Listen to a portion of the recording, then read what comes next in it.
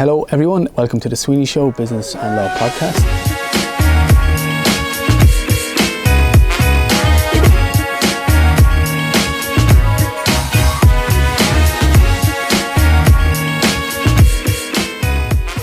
Joining me here today is Joey Sheehan of MyMortgages.ie.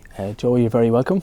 Thank you, Dave. Pleasure to be here. Great to have you. And Joey's going to talk to us today about mortgages and I suppose the mortgage industry and financing and all that in Ireland today. Joe, you have your own business. It's MyMortgages.ie and you're based in Dublin and Cork, is it?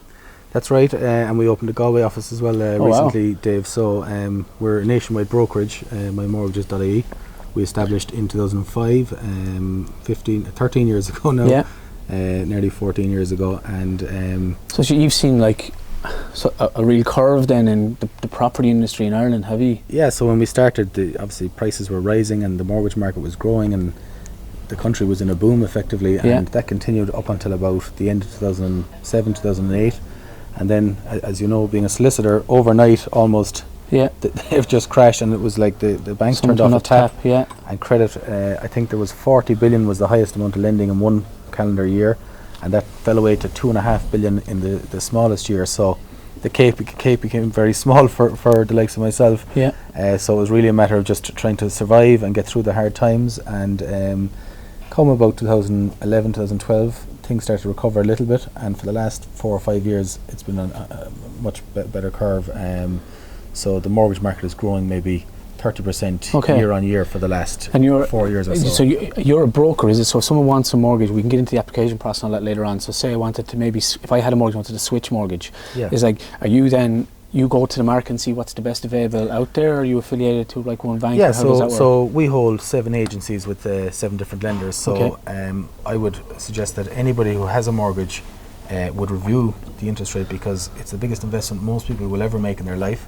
Is that because interest rates have dropped at the moment, or do they fluctuate all the time, or what? Yeah, well, with a large investment like that, you should review it regardless of the times. But yes, at the moment, there is more competition at the moment. So some banks have cut rates recently. Ulster Bank and KBC have both cut rates. So there's more. It's great for the consumer, it's great for the borrower. So I would suggest that no matter how small or big your mortgage is, a 0.25% of a difference or over 30 years is huge. An interest rate can make tens of thousands of euros of a difference.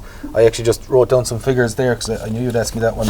And just on a 300,000 mortgage, just as an example, over 25 years. So is this like this applied to a first-time buyer at this mortgage, or is it switching? So for the purpose of this example, it's 300,000 over 25 years, and it's less than 50% loan to value. So that the property be worth 600 or more. So some banks are charging variable rates. And that's happened now, isn't it? That the leverage, because the property prices increased, people that had previous mortgages, there is a bit of equity now left in these properties. Yeah, so somebody might have bought even last year at 90%, they might be at 80% loan to value now. People who bought in the last 3 or 4 years might have gone from 90% down to 70 or 60, or possibly even below 50%. But just in this example, to give, so 4.5% some banks could charge you on a variable rate. We could switch that to 2.75. So basically, you're not doing anything different, only moving from lender A to lender B, and we could save about 253 monthly, or 3,036 annually, or 75 grand over 25 years. So I think people aren't aware, and to be honest, it shocks me sometimes that people don't look at this more. And you'd often hear people talking about switching the Sky, or going to the utility bills, or their refuse or whatever, to save a £5 a month. Whereas there can be hundreds a month, in the mortgage. And I think maybe because people had a tedious process maybe initially, that they were put through the ringer effectively when they were first buying, maybe they think it's going to be the same switching, whereas it's actually a lot more straightforward because they're proven to repay. So it's easier if you want to switch, is it? Or it's you've already shown that you've had a mortgage, you can repay it. So the bank is looking, they will take that into consideration. So you still need to get the paperwork. I think it's an Irish thing. Is it Irish mentality? People just don't like change. I don't know. Maybe so. Sometimes. And I really recommend it, because you're dead right. That's such great advice. Like you're dealing with, I think people they just see their monthly outgoings every month. As long as that's an affordable kind of level, they don't think about the big picture, maybe about the savings they can make over the whole period of a mortgage. Exactly. And some people think just making your mortgage payment monthly is proven repayment ability demonstrated. Some people think that you need to be saving, and they might be afraid, well, if I go in, will I be declined, or So the best thing to do is get advice, talk to a broker, talk to someone like ourselves, just make a phone call, you'll be able to weigh up the situation in 2 minutes over the phone and say, look, this is a runner or it's not. Yeah. You know? And if, say for example, first-time buyer, so we see there's a lot of housing estates been finished now, typically in Cork or in the surrounding areas, Carrigaline, Ballincollig, or out to Blarney, and a professional couple. We do a lot of conveyancing in Sweeney Solicitors, and generally that's the typical client we have. That's a first-time buyer. It's generally early to mid-30s because the property prices have increased. Yeah. I would suggest that the average price, just in our experience of maybe 3-bed semi-D in those areas, starts at about 320, 330. So like, so if you have to, to have your earning capacity, kind of get a mortgage to facilitate that, what should someone do? Where do they start from? Well, the first thing is what the kind of mortgage you qualify for is 3.5 times your income. Okay. Now in some cases we can borrow up to 4.5 times income for higher earners. That would be couples earning maybe 80 grand or more combined. But so is it if it's a couple, is it 3.5 the higher earner, or is there a mechanism? 3.5 the combined. So let's say you've got a couple and one person's earning 50 grand before tax, the other is earning 30 grand before tax. That's 80 grand combined before tax. So they should be able to borrow 3.5 times that as standard with any bank. Okay. Meaning that couple can borrow 280,000 of a loan. Now if they receive bonus or commission or overtime, that can be factored in, and some banks will take that into consideration. Okay. So in the example you're using, if someone's buying for 320, they want to borrow 90%, 288. So if they've got 80 grand or a little more, then that should be a given with any bank. If they're earning, and is 90% the parameter, so that 10% then they make up themselves their deposit, their own funds? So first time buyer needs 10% deposit, plus they need 1% stamp duty, which will be about 3,200, and a couple of grand for legal fees, registration fees, and registration fees and all of that. So now if they're buying a new property, they can avail of Revenue's Help to Buy scheme, in which case they can get 5% towards the purchase price. Up to 20,000, I think, isn't it? Yeah. So in that example, they could get 16 grand from the government. So they'd actually need 16 plus the stamp duty, so just a little over 20 grand. Yeah. So that, I think that only qualifies as a new build, isn't it? For the just new builds, new developments, not a second and actually self builds if they're building their own house on a site. So we see a lot of people targeting purchasing new developments purely because of that incentive, because it's a huge incentive, isn't it? Well, it means they can get the 10% with the help of that 5%. Yeah. Otherwise, they'd have to save for another couple of years when they're paying rent, and prices could rise further. So, that scheme has been a good success. I think. And what are the parameters or the checks that a bank do to give someone a mortgage? Like, how far back should you have your savings, your bank accounts? Say if typically you're a young guy or in his late 20s and you have a Paddy Power account, there seems to be a big stigma about betting online and that. Does that affect your chances of getting a mortgage? Or absolutely, it does. So the main things when you're taking a mortgage, number one is your income, so it's going to be a multiple of your income. Number two is you're going to have your deposit, 5-10% or possibly, and 20%. That's in an account. You must prove you have those funds, whether you're getting a loan off your parents, of your own savings, or whatever it might be. So it can be made up of partly of a gift as well from parents or whatever. The third thing you need to show is proven repayment ability. So the things that would count towards that are, if you're paying rent, let's say of 1,000 a month, and you're paying that for a 6-month period, that will show that you can repay a little over 200,000. So that will demonstrate repayment ability up to that level. Savings is the other one. So when people talk about rent being dead money, it's not really. You're actually showing a bank that you have. Well, for the purpose of demonstrating. The one point actually we'll say on rent, and this is important, is that if you're paying your rent in cash, the banks generally won't allow it as proven repayment ability because they can't see it leaving the bank. So if you're paying your rent in cash, we would suggest to actually change that and pay it by standing order through the bank, clearly marked rent so it can be seen. So rent and savings. So if somebody's saving, let's say 500 a month, and they're paying rent of 1,000, that's a total of 1,500. So they should be able to borrow, over 300,000 based on that amount. And then probably the fourth thing, which is what catches a lot of people, is just the conduct of your accounts. Yeah. So if you don't have an approved overdraft facility, and let's say your Sky Digital comes out and you happen to dip into it, and you go below zero, and then you get a referral fee or an unpaid direct debit on your account, the banks don't want to see that. Now sometimes somebody could actually be saving maybe €1,000 into another account, and they could have 10 grand sitting over here, But their current account, whatever, has just fell over a weekend before they got monthly paid. Dipped €50, let's say. Yeah. When they clearly have money here, so it's just mismanagement. Okay. So it's just one of the small things to look out for. But coming back to your question on the paddy power, absolutely. If the banks see a pattern of gambling, even if it's only small amounts, it will raise eyebrows. And if there's anything else in the application, that's on the borderline, they will decline it. So my advice is that don't have any gambling in the account. But is there a period of time, like, so will the bank look for 6 months, 12 months statements, so 2 6 years? months, 6 months statements. So once you've got everything in order, so that's why I would say talk to the likes of us early doors before you're actually looking at doing an application. Even if you're thinking it's going to be next year, come in, make an appointment. We'll run through the account, say, look, you need to change that, you need to clear down the credit card, get rid of that loan, whatever it is. Once we have time, we can put anybody in the best position, and it's just a matter of how much they get. You've actually realigned your system so well now, it's online, that you can just go onto your website, MyMortgages.ie, isn't it, and do an application and start the process there if they wanted to. Yeah, so we're generating a lot of inquiries at the moment, and you can submit your details through our website. You'll receive an automated email back. And that just starts the plan and the process. You get a checklist of everything we need, and we'll try and follow up with a call as best we can. But it might take a few days. But at least you started the chain of events. Just on the application then as well, how the ICB, the Irish Credit Bureau, where does that come into play, or how does that affect anyone? So the Irish Credit Bureau is a credit history. It's a company that records your credit history, and all the banks send any information about previous loans within the last 5 years to that. So you can go and get a copy of your credit history. It used to be €6. It's actually free now. Okay. So you can request that online. You'll receive it in the post. It's probably wise to do that, to check beforehand, in case there's any red herrings or something. Yeah, if you've had any previous credit, such as a credit card, car loan, credit union loan, if there was any issue, it will be recorded there. Are credit union loans now on the ICB, are they? Wasn't it history before they weren't? They weren't historically, but I think most of them are now, as far as I know. Yeah. So, and even what?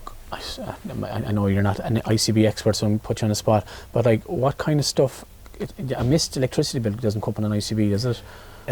No, it won't. But so it's like a missed, previous bank loan or personal loan, maybe 2 months. You can see that. We'd often see cases where somebody might have had a credit card. They might have gone to Australia for a couple of years working, and they didn't receive the mail, or they didn't have funds in the account to meet, and it might be a very small amount, and it could be recorded as 2 months arrears on the credit card, and then the card might have been revoked by the bank, let's say. So while it looks very bad, if we can get into the story behind it, we can show that there was a genuine reason, and it wasn't. That doesn't necessarily mean your application is ended just because of that, is it? Or not generally, no. Okay. And once we can show that, look, there's a bona fide reason here, this happened, it was a genuine mistake, and we can give documentation, we can in general get over that. Not with all lenders, but with some.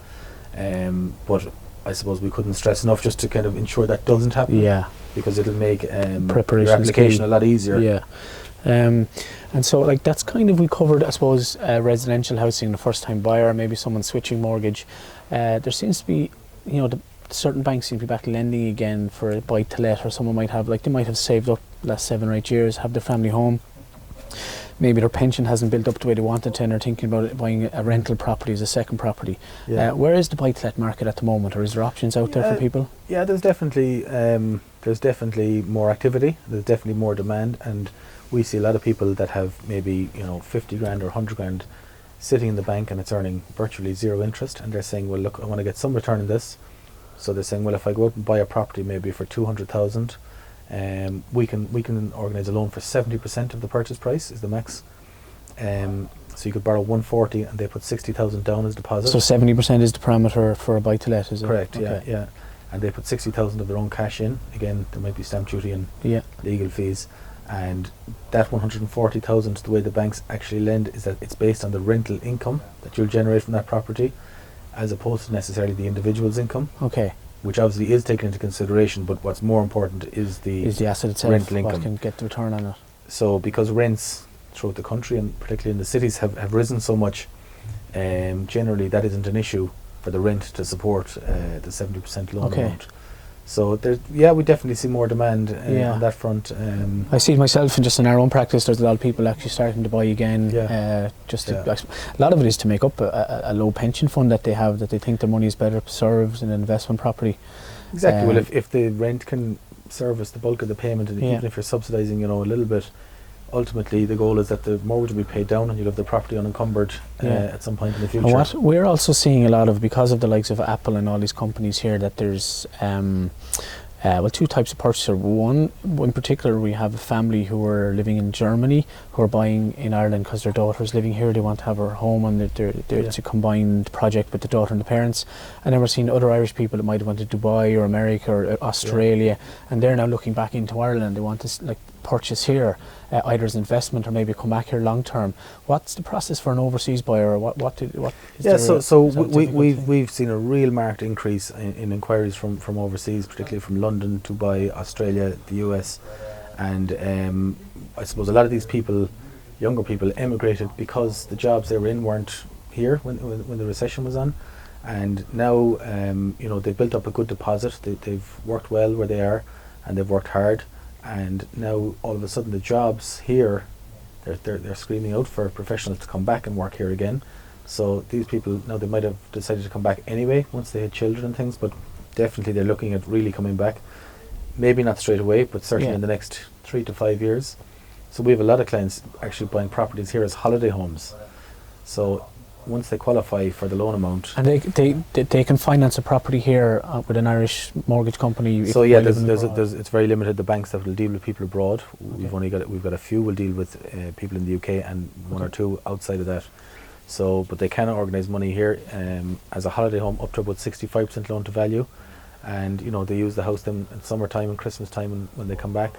And I suppose they have one eye on the future, and that maybe they'll come back. It mightn't be their dream home, but they'll move into this property, get set up, and then maybe buy something else down the road. But at least they have something here, for when so that option is available in Ireland, but limited. Yeah, so we deal with Irish all over the world, looking for that. And with this, the government seems to be kind of, obviously there's a housing crisis in the country, and there's limited houses have been built, and it's starting to change. Are the banks? Because two of the main banks are now government owned or majority government owned. Are the banks moving with that? Are they lending to people now again? Well, I think certainly on the mortgage side, if you get your ducks in a row. Go back to the original question where it went from 20 billion to 2.5 billion. 40 billion to 40. Sorry, yeah. Are we back into that realm again, or do you know those figures? Yeah. Commentators are speculating about 9 billion this year and growing. So. Okay. I think 40 billion was probably well above the norm, but maybe something 15 to 20 billion would be more sustainable. But I think certainly the banks are open for mortgage lending, and if you get your ducks in a row and get your house in order, get your bank statements, you will be approved for at least 3.5 times your income. Okay. Now some of the banks might have a minimum income, but generally speaking, you should be approved for that. So I think there's a solid foundation on the mortgage lending. And I think that had to come first before the banks can start looking at, investment or development finance. So I think the foundation is there now. I think it's not going to happen overnight, but the banks certainly will, when they know, look, there's mortgages here to buy these houses. So if a developer is looking to build 100 houses, they would be more inclined to finance at least part of that when they know that there are banks lending for mortgages. So. And do you think, we seem to be on an upward cycle of the cost of property? Do you think we're reaching a ceiling? Do you think has it plateaued, or is it just specific to certain pockets of the country that there's still value out there somewhere? Yeah, there's always value somewhere. You might be commuting, or you might be travelling a little further than you want, but yeah, certainly in some of the desirable locations in Dublin and in Cork and Galway, we are seeing prices heading towards where they were back in the boom. But then some of these locations, that there's a demand and there's a reason for it. They're walking distance to city centre and amenities, and maybe close to schools and different things. So there will always be demand for certain locations. It's basic economics, isn't it? Demand and supply. That's it. Yeah. So, but certainly you're right. We need more houses. The government, I suppose the Help to Buy scheme has been a great success in my view. I'm not sure what else they need to work on. I'm sure they're thinking about different things. But there was a thing a few months ago they brought in where the government were going to help people that had been refused mortgages. Now there was a big announcement for it, but I think it's one of those schemes where there's no take-up. There's no actual substance to it. I'm not sure the type of candidate. The scheme replaced, there was an old scheme that it replaced. The old scheme was called, I think, the Home Choice Loan. Okay. I think that was up and running for about 10 years, and I think there was very, very few take-ups on that. Yeah. So I'm sure the government are trying I don't know these solutions, but the reality, I don't think it's transferring. I'm not sure about that particular scheme. I don't know enough about it, but I know the scheme it replaced wasn't that. I do know the Help to Buy has been fantastic, and even for the self-build, that allows people that they can buy their own site and build their own one-off house and reclaim back up to 5%, up to a max of 20,000, I think, on the purchase or on the build. The other thing that was there previously was the mortgage interest relief on a primary dwelling house. It was capped. I think it might have been 3,000 was the maximum amount for a couple. But something like that. I'm sure. Also, do you remember there used to be no stamp duty for a first-time buyer? Yeah. Wasn't that there was an exemption if it was your first house, you didn't have to pay it? Well, yeah. And they brought in the 1%. Which I think the 1% is reasonable. Yeah. I wouldn't argue with that. In the long term, I'd prefer to see it at 1 rather than going to 0 and then jumping back to 2. Yeah. I think 1% is reasonable in the long term, but look, I'm sure that we'll see a lot in the budget and things like that. But definitely the banks are open and people the economy's improving. There's more people employed. They're earning more. So and we do need supply to balance that up. Yeah. Well, Joey, listen, if anyone wants to contact you, what's the best way to do it? Go to our website, MyMortgages.ie, and send us a mail. We'd be delighted to even they should take up your offer of a financial review and just to check out your own mortgage and see can you get an improvement over the long term. Yeah, so we give a complimentary financial review of any mortgage, so just give us an email or give us a call, and we'd be delighted to hear from you. Well, Joey, thank you very much for taking the time to meet with us today, and best luck with everything. Thanks, Dave. Thank you. Cheers.